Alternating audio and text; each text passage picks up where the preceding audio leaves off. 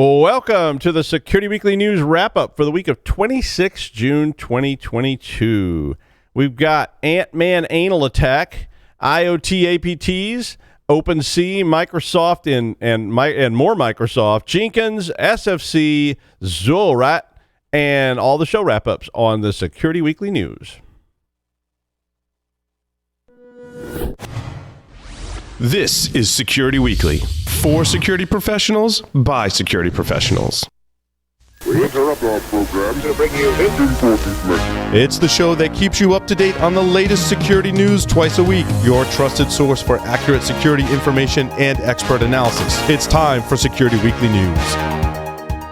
Monitoring and maintaining compliance is a never-ending struggle with a high price of failure. Firemon helps customers meet complex and varying compliance requirements. Firemon has fully customizable reporting, analytics, assessments, and dashboards to meet the compliance needs of any organization. With Firemon, compliance reports take a tenth of the time, and real-time continuous compliance eliminates the anxiety and headaches of audit preparation. Improve security outcomes by improving security operations with Firemon. Visit securityweekly.com/Firemon to learn more.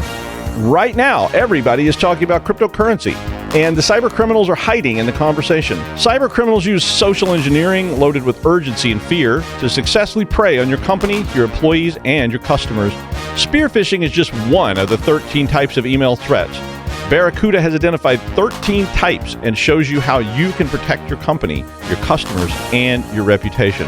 Find out about the 13 email threat types and Barracuda email protection by going and getting your free ebook at securityweekly.com/Barracuda. That's securityweekly.com/Barracuda. All right, I'm Doug White, and this is the Security Weekly News Wrap-Up Show, episode 221. Wow. On this week on Application Security Weekly number 202, John and Mike had Mike Benjamin, the VP of Security Research at Fastly, on the show. Mike was going to talk about, a whole bunch of things, but primarily they were looking at GraphQL and template injection attacks, among other OG&L type vulnerabilities that they were talking about in Java this last year. They talked about how that stuff works. So if you're interested in those kind of things, those kind of attacks, it's a pretty good segment for that. In the second segment, the AppSec news. On Business Security Weekly number 267, Ben, Jason, and Matt had Alberto Ipez, the co-founder and managing director at ForgePoint Capital, on the show. This was a pretty interesting segment to me. Alberto was on, this is a company that does a lot with startups and things like that. Alberto was on to talk about current economic challenges and how, the things that are going on right now with the Dow Jones industrial average and NASDAQ and all that kind of stuff the stock market's been having like its worst year in like a long time. So how do these economic challenges affect innovation, and how do they affect the future of the cybersecurity market? Alberto talked about security investments, mergers and acquisitions, and talked about what the next 12 to 18 months would look like. So if you are an investor in cybersecurity or you're a company in cybersecurity, it's probably worth checking out. On the second segment, Malcolm Harkins, the Chief Security and Trust Officer at Epiphany Systems, along with Paul McKay, the Principal Analyst at Forrester Research, were on with Matt. This was recorded at RSA, and they talked about, again, a lot of things, but primarily they were talking about redefining risk equations and how this needs to change. I'm pretty interested in that kind of stuff, and I think a lot of us are interested in how do we start measuring this and treating it more like almost every other thing in our enterprise. But because it's been a new thing, we don't have a lot of data, so it's a pretty interesting thing to look at. On Enterprise Security Weekly 279, Adrian Cady and Tyler Shields had on the estimable Jeff Mann, an information security evangelist at Online Business Systems, and of course our good friend for years and years and years and years. Hi, Jeff. Jeff was on to talk about his favorite thing, PCI, and in particular, he was talking about PCI DSS version 4.0, which was released at the end of March of this year. Jeff talked about some of the more notable changes this spring. Obviously, it's a big subject. Obviously, Jeff can talk about it forever, but it was an interesting segment if you're looking at PCI DSS version 4.0. In the second segment, Lynn Noe, the technical evangelist and white hat hacker from CyberArk, joined the show. Lynn was on to talk about trends in attacker innovation, something that has been, we've talked about it several times in news shows in the last couple of weeks, about how these companies are evolving what kind of things they're doing, how they're starting to act more like evil corporations and things like that. But Lynn was going to tell you about the role of identities and credentials and how all that stuff works in this crime. So again, a pretty fun segment to check out. In the third segment, Bill and Matt had Brandon Williams, the VP of IAM strategy at Ping Identity, and also Mark St. John, the Senior Vice President of Product at Looking Glass Cyber Solutions. They talked about how to define your attack surface, how to manage it, and how you can improve your cybersecurity by doing just that. One of those things we've been telling people they need to do for years and years and years. It's tough to do. It takes time. It takes commitment. It takes resources. So this is an interesting segment about how to do that. On Security Weekly News number 220, Jason Wood was on talking about how AMD was targeted by Ransom House and how, this is what I was talking about earlier, how these commercial criminal groups are starting to look a lot like companies. They have HR departments, and probably like sexual harassment policies and things like that, which is weird, that a criminal organization starts to become so, forthright, I guess. On Paul's Security Weekly number 746, Joseph Mean, and a very interesting segment. Joseph Mean, an author and journalist at the Washington Post, was on to talk about, Joseph has written many, many, many articles about hacking and some of the book. He wanted to talk about some of the books and different articles he has done.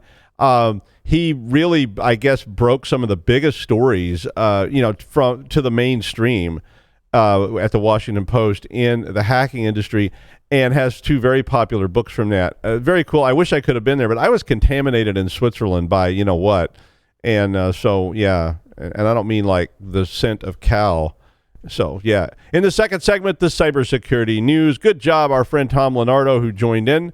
But yeah, so that was a fun show. My threat of the week is going to be cockroaches.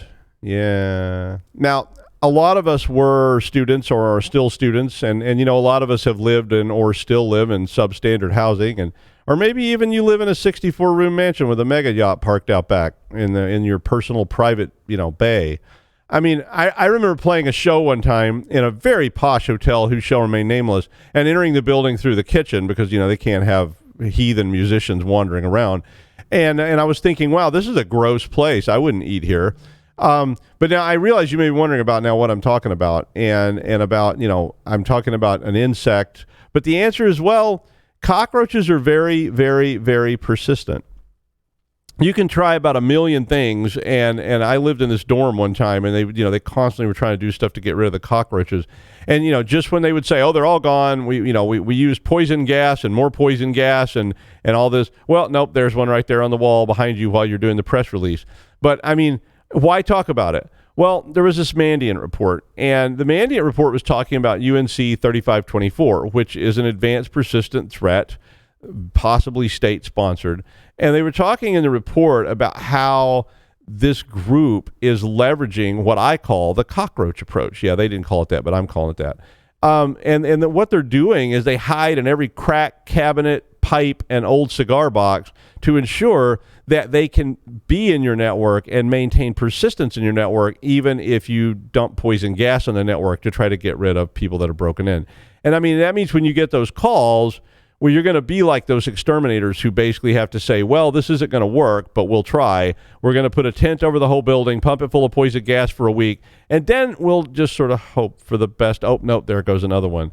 UNC 3524 is basically using the fact that networks are not just simple things.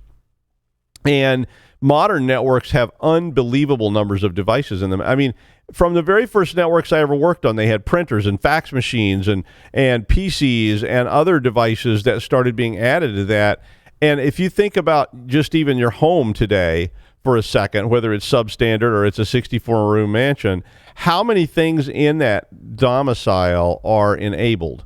I mean, is your stove, the refrigerator, the Ring doorbell, you have app-controlled roof-mounted flamethrowers, that water monitor you just put in the basement, on and on and on and on. I mean, I just sat down this morning and started trying to make a list of all the things that I had put in my house that are enabled. So if you extend that to an enterprise, it really gets crazy, right? And it gets crazy really fast. I mean, how many WAPs, IoT, IOT, and all this other kind of stuff are out there that all have network stacks, and they're enabled, and they're connected, and they're talking, you don't know who they're talking to. And I mean, and this problem gets worse every day since a lot of IoT type devices are, just pretty much everywhere. And a lot of them don't have much in the way of security because they just don't. From toys to very sophisticated things, I've seen IoT devices that had firmware embedded passwords that were permanently fixed the way they worked, and they were trying to communicate. I mean, I figure it probably won't be very long before that box of Captain Crunch that you've got in the cupboard has a network stack on a chip to remind you when the box is getting empty, so that, or maybe it'll just order for you and go, oh yeah, you're about out of Captain Crunch. And I always say Captain Crunch, even though it's actually called Captain. I can't even say it. Captain Crunch. Arr, matey. But regardless, I mean, we don't look at all that stuff, right? We just start adding it to our network because it just becomes part of everything. Remember those little Amazon things they were selling? Those little buttons you could put in your house? You need more detergent. You just push this button and it automatically sends an order to Amazon. And then your cat starts poking it over and over and over again. And suddenly a pallet full of detergent arrives at your house. Yeah, no, that didn't happen to me, but I do know somebody that happened to. You may take that box of rotting pizza out and toss it, but you probably neglected to sweep up all the crumbs under the stove, and the roaches love crumbs. And IoT is kind of like that. You need a doorbell, a water monitor. There was a leak in your basement, so you get a water monitor. Or we just got a monitor for an oil tank, just in case it leaked. A sensor that tells you when the trash has been picked up or the mailbox is opened. You add it. It's $29.95, and then you'll know if the postman is going to ring twice. I mean, don't get me wrong. I love all this stuff, and I want to secure it. I really, really do. And I mean, I'm probably more paranoid than anybody around. I mean, I used to make a living, basically being paranoid, which was kind of cool. If anybody wants to hire me, I'm available. But I mean, I really like this stuff, and it's fun to play with. It's really fun to know if your cat's at the door or what your cat's doing at night. It's like we were on a trip and we have a camera that just focused on one of our cat beds, so you could check out to see what the cat was doing, or find out if those goddamn squirrels opened the bin again, or the dog fell in the pool. All that kind of stuff. It's all IoT. And I mean, the same thing goes at companies, right? So we add all these little hidey holes that APTs can use. They typically get in the old-fashioned way, according to this report. They find an open port, or they just do a phishing attack, because phishing works. I hate to tell you this. I call it an infinite series. I've been calling it an infinite series since the dawn of time, and it is an infinite series. If the first person doesn't fall for it, the nth person will. It never fails. So, I mean, I don't care how hard you try, we're not going to get somebody, the nth person, to click that link that says, you won't believe what he saw when he opened this file. So, I mean, once they're in, well, I think we've focused over the last, 20 years a lot on detection of those kind of activities. So somebody's in your network, they're doing things, they're exfiltrating, they're doing all this kind of stuff. But, so since we know that as attackers, why not, hide some eggs around to hatch later? I mean, this is just sort of, your old cockroach approach. I mean, before we start doing anything else, let's go ahead and stash a bunch of eggs, so there'll always be more cockroaches. So UNC 3524 was using a drop bear variant that I guess they developed maybe, and it can establish a client-server SSH tunnel, and it runs on just about any kind of Linux or Linux-based device, which is what most IoT stuff is, right? So even you go spray, new eggs hatch, and you're right back to square one. They just keep coming back in. So what do? Well, I would really encourage you to develop a comprehensive plan for one thing.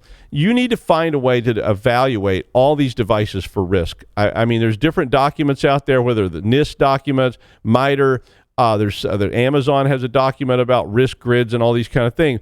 You really need to sit down and take some time to figure out, how are we going to control this? How are we going to evaluate these things for risk? I mean, a lot of these devices cannot be modded. They may have firmware passwords and so forth. You need to know that.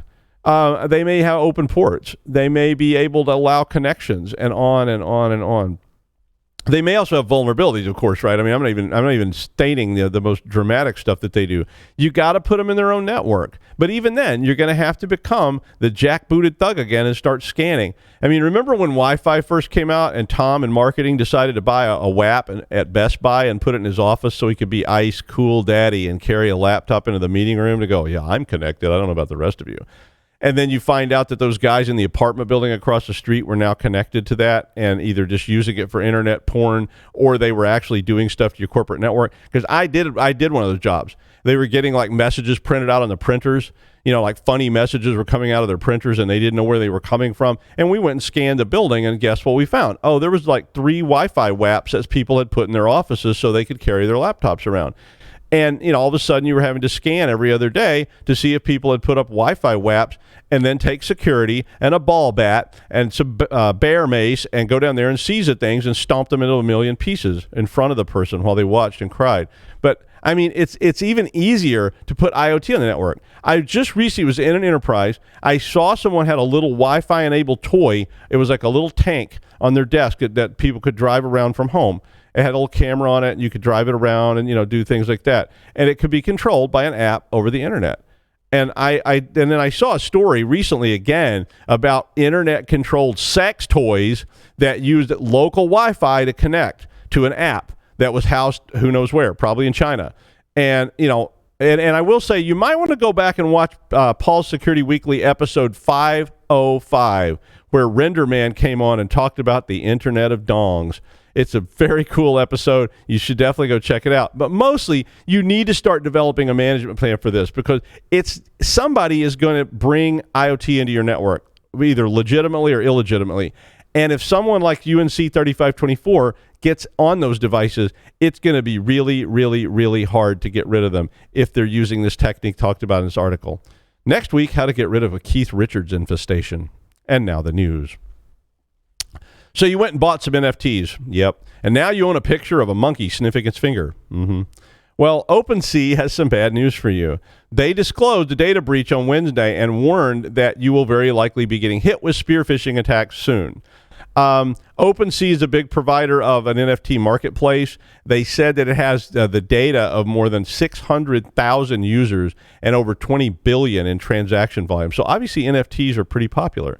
The company said that an employee of Customer.io, which is their email delivery vendor, downloaded all of the email addresses of OpenSea customers and all their newsletter subscribers' emails. And then they didn't exactly make it clear if the employee shared it or it got hacked or what, but all those addresses were then shared, according to the article, with an unauthorized external party. So they said it was very likely that users were going to be seeing phishing attempts to impersonate OpenSea. And in particular, they were warning, they had a lot of kind of very specific warnings here. They were warning about typo squatting type attacks from the domains OpenSea.org, OpenSea.xyz, and OpenSea.io. So you might want to block those. Even if you don't support OpenSea at your company, you may have employees that are using it. So OpenSea's had a bunch of incidents in the past. Included fake support staff that was targeting users, and they had a bug that allowed the crypto wallets to be emptied if you clicked on some infected art. Yeah, so, you might want to put out a warning about it. Microsoft issued a warning to remind users that Windows Server 2012 and 2012 R2 will hit its end-of-life date for extended end of support on October 2023. And if it doesn't comply, they'll send out Blade Runners to make sure it's exterminated. The heavily used server product came out originally in 2012, hence the name, although that doesn't always mean anything. And it's now about 10 years old. It's definitely a venerable old vessel at this point. We've all probably used 2012 at some point. But basically, after that date, after 2012, they changed some of the basic structure in Server 2016 and so forth. And a lot of people didn't like it very much. They changed the way some of the screens looked and so forth. So there are probably plenty of you out there still using 2012. But what this means is that as of that October 2023 date, there will be no further support for this platform. And that means no security patches, no tech support, no nothing. So it's probably they're basically telling you might want to start thinking about taking some kind of action. Microsoft's recommendation, of course, is to upgrade to Server 2019 and SQL Server 2019.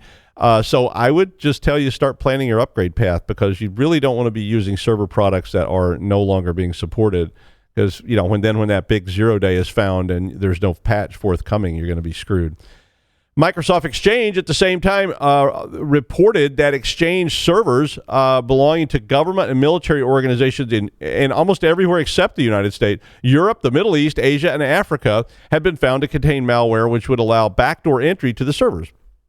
This particular malware was named Session Manager by Kaspersky, who found it early in 2022. It's a native code module for Microsoft IIS, so that's their web server if you're not up on such things. But Microsoft IIS is, their equivalent of Apache or whatever. Apparently, this has been being used in the wild since at least March of 2021. And so much like that APT IOT threat, this tool allows the attackers to maintain connectivity in the network after other exploits are found. So the minute you start shutting down paths and so forth, they've still got this remote backdoor going into the network. And it's really hard to get it off the server because it's a native code module. Once it's dropped on the server, the attackers have access to arbitrary files, remote command execution capability, and the ability to connect to other endpoints and manipulate network traffic, among other things, as if that weren't enough. Kaspersky said that months after being discovered, the files for this malware virus were still not being flagged as malicious by, quote, a popular online file scanning service, end quote.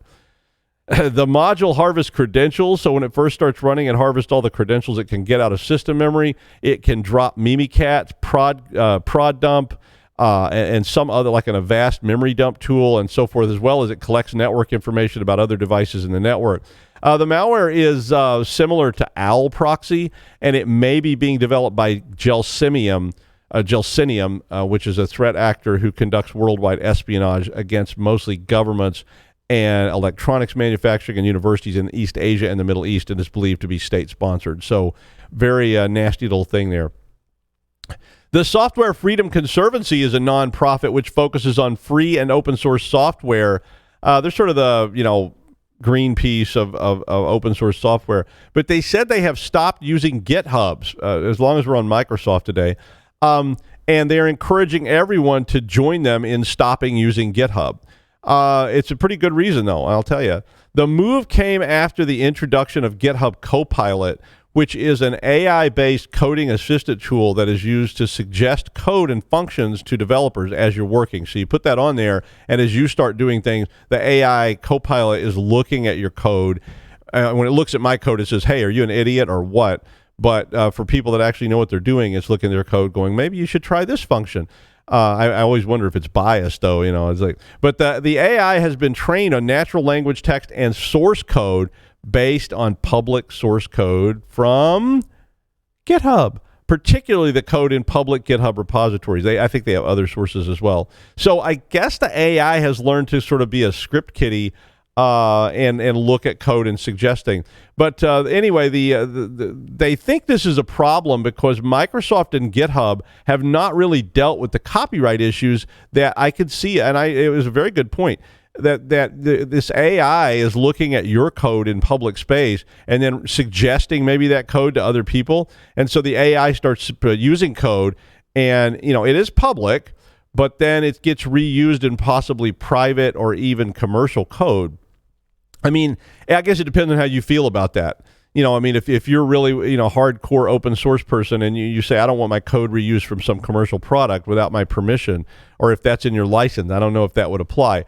Bradley Kuhn, a fellow of the SPC, said, quote, Copilot completely severs the connection between its inputs and outputs. And thus, after 20 plus years, Microsoft has finally produced the very thing they falsely accused open source of being, a black hole of IP rights. It's a very interesting article, and you probably should read it if you do any kind of open source development or you use GitHub.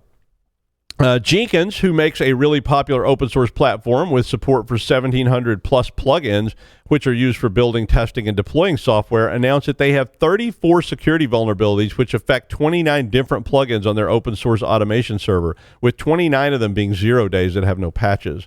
Now, not all these are high severity, but there are a few. And the impacted plugins have a total of more than 22,000 installs as of the announcement. The list included cross-site scripting, stored cross-site scripting, request forgery bugs, missing and incorrect permission checks, hard-coded passwords, secrets, API keys and tokens in plain text, on and on and on, all the usual stuff. The good news is that the worst of these bugs do typically require some kind of user interaction in order to be exploited. But there are low complexity attacks that allow remote attackers with low privileges to do things. Showdown reported there were more than 144,000 exposed Jenkins servers worldwide as of this week. The article has a whole lot of extensive details about this if you are interested. Zuo Rat is a multi-stage malware that has been active since April 2020 and can allow compromise a wide range of SOHO routers from Cisco, Netgear, and others. The malware basically can access the local LAN, capture packets, and conduct man-in-the-middle attacks using DNS and HTTPS hijacking. The report came from Lumen Technologies, which is the threat intel arm of Black Lotus Labs. The name Zuo means left in Chinese, like turn left or whatever. And the reason is because there's a file that it drops on the device that has the name ASDF, which if you learn typing from Sister Mary Margaret and her magic hand-bashing cane, like I did, then you know what your left hand types in the neutral position on the keyboard, which is ASDF. It's a multi-stage attack. So the first stage basically jumps on your device, starts gathering information about your network, puts all the NICs in promiscuous mode, and then starts uploading all this information to the command and control server. And then I guess somebody reviews it. And if the attackers decide you're worthy, then they jump in and download other modules onto the device, which can take all kinds of additional action. I mean, they listed a stack of apps in here that could be downloaded to be used on these local devices. The malware is believed to be a state-sponsored attack, and the article said it was pushed out to unpatched SOHO devices early in the pandemic because workers started to work from home and connect to corporate networks. So this is a way for them to sell access or to get access to, whomever you're connected to. Probably a good time to start assessing who's connecting to you and what they're connecting with, and are they patched and so on. And finally, I could not resist a story about Thanos and his butt. I know it's juvenile, but it's Security Weekly. I mean, so a lot of people, not me, of course, a lot of people talked about why AntMan didn't just shrink down, fly up Thanos's butt, or maybe he could Kandira fish it, or just go up one of his giant nostrils and then just enlarge and splat. The end. Avengers Endgame is like 4 minutes long. It's just like Ant-Man saves the day, right? He just like flies up Thanos' butt, enlarges, and it's just a big splatter, and the whole thing's over with. The Power Stones are, back, or the Infinity Stones are back in everybody's pockets, and Doctor Strange can go back to being strange and so forth. I mean, you have to suspend a lot of disbelief with superhero movies because, there's a lot of bad plot holes. We could talk about that all day, right? We could have like a nerd slap fight in a bar about, all the different superpowers and how they're complicated and how this and blah, blah, blah, blah, blah. But apparently Avengers Quantum Encounter is a new thing that is a Marvel dinner theater performance on a Disney cruise ship. And this video in this article is you get to watch Paul Rudd try and explain why Ant-Man did not fly up Thanos' butt. Yeah, really. I mean, I didn't really understand why Ant-Man wasn't doing this all along, because it seems like that in and of itself would be the best use of the superpower. But I guess superheroes can't kill people, correct? But I mean, Batman has, but he's not really a superhero either, right? He's just a guy with a suit. I mean, it would make a really short movie. But I mean, if Thor's a god, why is he such a wimp? Why didn't you just stop all this crap? And how come Iron Man doesn't get turned into a fine red paste in that suit? I mean, physics is still applicable, right? I mean, come on, Tony Stark. Did you invent inertial dampening? I don't think so. But I mean, they did in Star Trek, but not in Iron Man. They never mentioned inertial dampening. So, he should be a jelly when they break open the suit. Like this, they open it and he just kind of oozes out, and Happy's like, "Oh, what a mess." But I mean, anyway, why is Hawkeye even there? I mean, is he really? What's he going to do to a god? Shoot an apple off their head and say, okay, I win? Oh, well, just for fun. That's a wrap for the week of 26 June. We are out next week for the holidays in the U.S., so we'll see you on the 12th of July. Bye.